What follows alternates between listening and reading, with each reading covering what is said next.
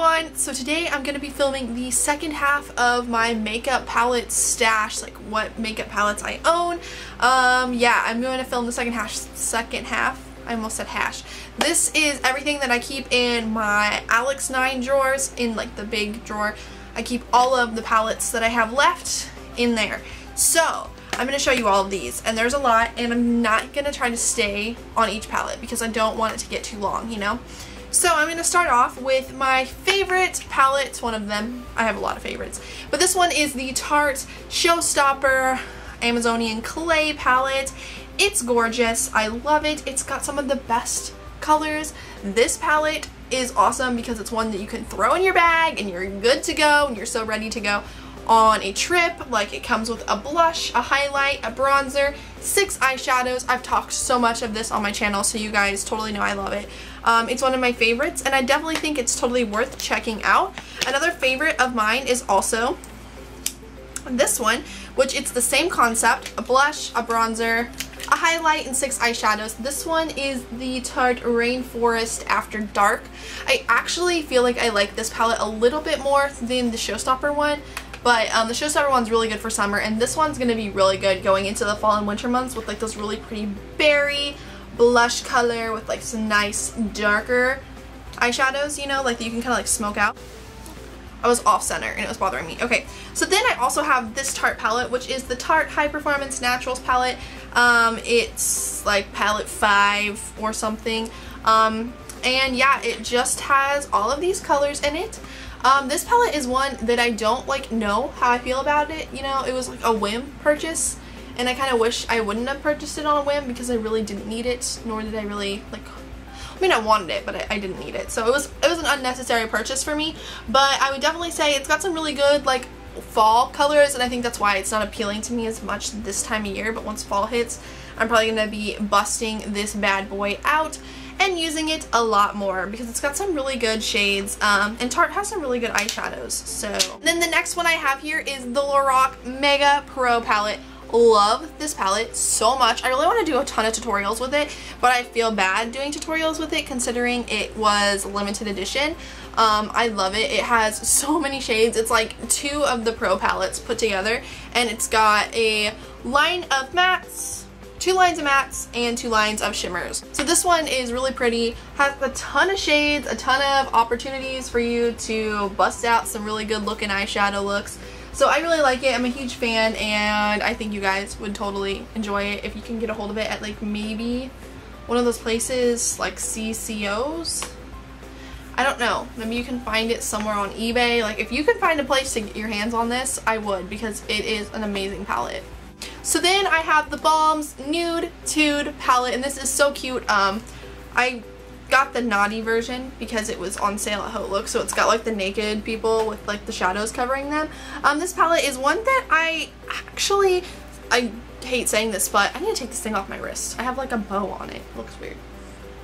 I hate saying it, but I don't use it that much, and it's so pretty. I should, you know, like I need to bust this out and make myself use it for a week straight and come up with like really pretty looks with it, because I love it. I'm always looking for like new eyeshadows to try, and I love these eyeshadows. They were great quality. I just feel like the palette in itself was so similar to so many other palettes that I had, but I really do like it. I think the Naked Girls is interesting, you know? It's weird. The Nude'Tude also has like naked guys on it, I think. I'm just saying. This is one of my Inglot palettes. I love my Inglot palettes. I love them. Just because these things are in my drawer doesn't mean that I don't love them. It means that I didn't have a place for them up there. But this is one that I made in January at IMATS, and I can tell you guys the shades on this one because I have all of them written on the back of this palette. So this one is 454, 12, 357, 397, and 395.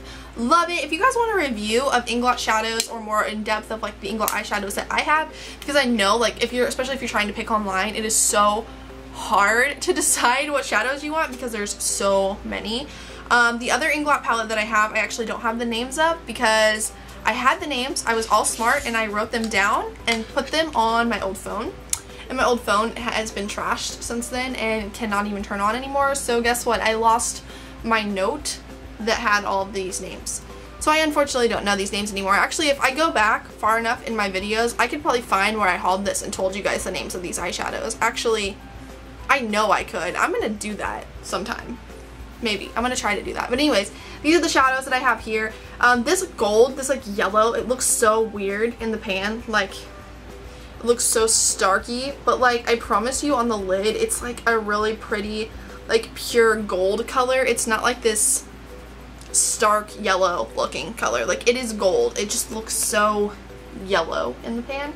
But I love this one. This one's got a lot of colors that are my basics, you know, like purples, golds and pinky golds and bronzy golds and yellow golds, and a little bit like of a taupey gray. That's like my thing. Those are my colors that I go for. So I've had this palette for like 3 years now, I think. This one I've only had for a few months, but I've had the other one for like 3 years, and I love Inglot shadows, and their packaging is awesome. The next palette I have here, I got not that long ago, so I haven't like used a ton of it. It's the Too Faced Cat Eyes palette. This one intrigued me because it had some really cool purples and blues, and I love purple and I love blue, and it has like a pretty like tiger's eye. That color intrigued me. So yeah, this palette was really intriguing to me, so that's why I got it. And I haven't messed with it as much as I wish I had. So I'm definitely going to start doing that a little bit more, you know, playing around with it, because I think it's got some good potential going on, you know. This one is one that I used all the time. This is Too Faced's old packaging, and it's the Too Faced Natural at Night palette. This is one that I used in high school like none other. I really love this one. This one's got a lot of really good things going for it. They're really glittery. Like, the color Full Moon is so glittery, and it has a lot of glitter fallout. But I'm gonna swatch it on my wrist because it's a really pretty color. See it? Can you see? Can you see it? It's so pretty. I just love it. I used to wear it on my lid all the time. And I remember my friends would be like, oh my gosh, what do you have on your eyes right now? And I'd be like, this guy. Now I'm getting makeup everywhere.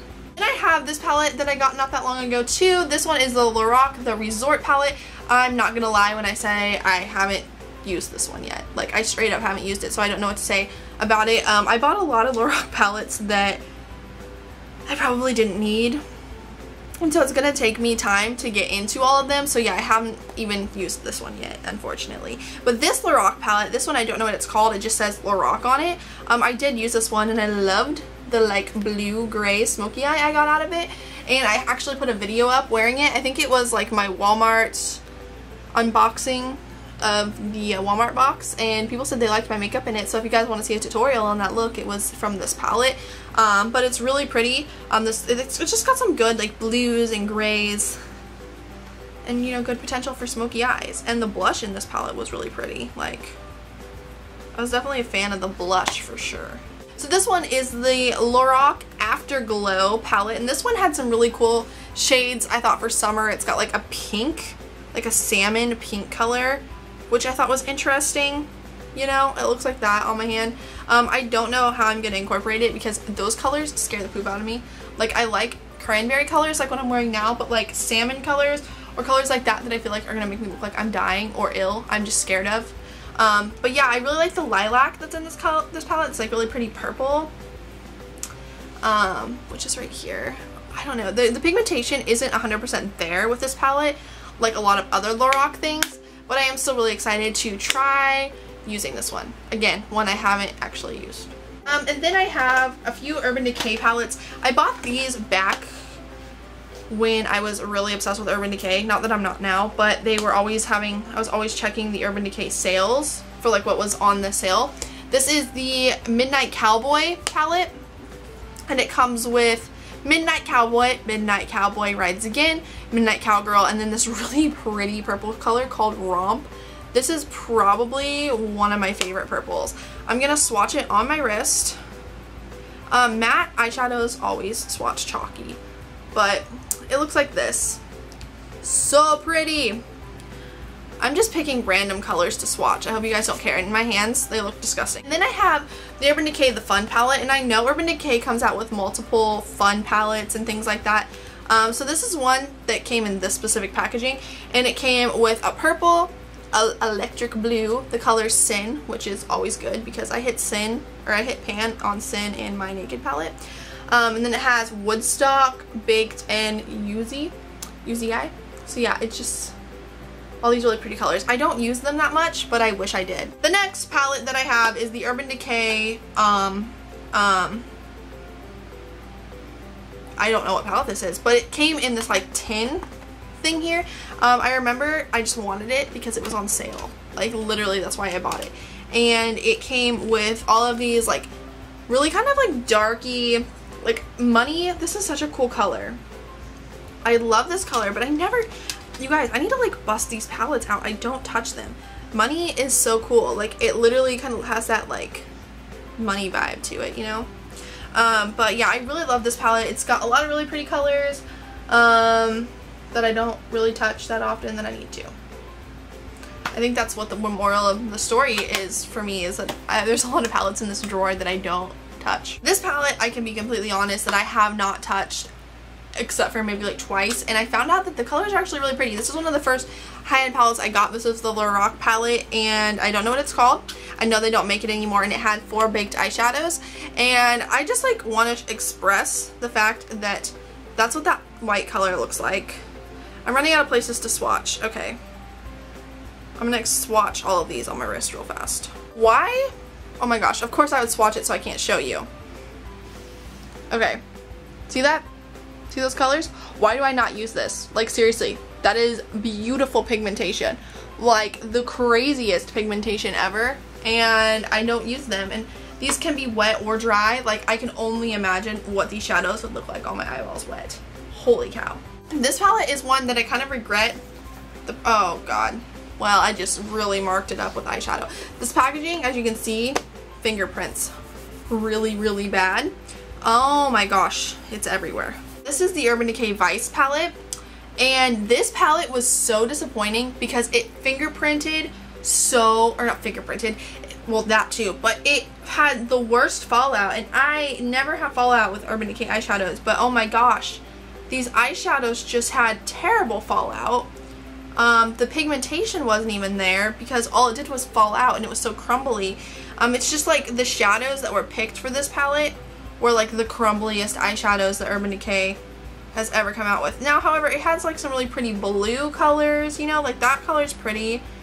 It's really chalky, but I think this palette has a lot of potential. It's just they have too many glittery shades that have a bunch of fallout. Like the pink is pretty, but it just, the glitter, it's got like gold glitter in it, and it just falls out so bad. Oh my gosh, look at my hands. Like, look at that. This is gonna be fun to clean up.